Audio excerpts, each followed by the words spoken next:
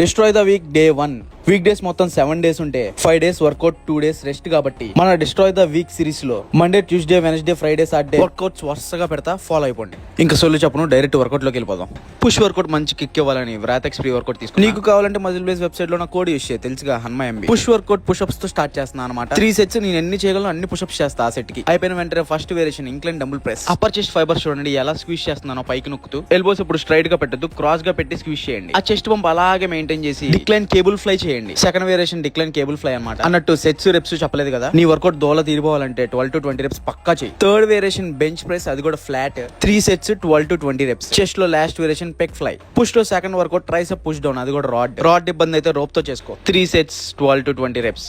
Second variation overhead dumbbell extension, దాంతో మన tricep అయిపోయింది అనమాట. ఇంకా షోల్డర్ లో first variation lateral raise. 3 sets అయ్యాక second variation upright row. Wide గా ఎలా పట్టుకొని చేస్తున్నానో అలాగే చేయండి, అప్పుడే మీ షోల్డర్ ట్రైన్ అవుతుంది లేదా నీ నెక్ ట్రైన్ అవుతుంది. థర్డ్ వేరియేషన్ ఇది ఒక సూపర్ సెట్ లో చేయండి. డంబుల్ ప్రెస్ చేసిన తర్వాత కూర్చొనే ప్లేట్ ఫ్రంట్ రైజ్ చేయండి. ఈ వేరియేషన్ అయిపోయేసరికి మీ డెల్స్ కొబ్బరి చెప్పల్లా తయారవుతాయి. ఆ కొబ్బరి చెప్పులు ఇంటికి వెళ్ళేదాకా అలాగే ఉండవు, కొబ్బరి మిగిలిద్ది లోపల. సో అదే మా పంపు ఉండదని చెప్తున్నా. ఇది మండే స్ప్లిట్ గుర్తుపెట్టుకోండి. రేపు ట్యూస్డే స్ప్లిట్ చెప్తా. వర్కౌట్స్ ఎలా ఉన్నాయో కామెంట్ చేయండి. మన డిస్ట్రాయ్ ద వీక్ సిరీస్ లో రేపు ఫుల్ డే అనమాట. వర్కౌట్ అయ్యాక ఇంకా అలాగే స్నానం చేసి హలీం తినడానికి మా బాయిని తీసుకుని వచ్చి. ఇంకెవరైనా కొత్త ఫాలోవర్స్ ఈ రీల్ చూస్తున్నట్టయితే నా అకౌంట్ ని ఫాలో చేసే ఈ సిరీస్ నీకు చాలా ఉపయోగపడుద్ది.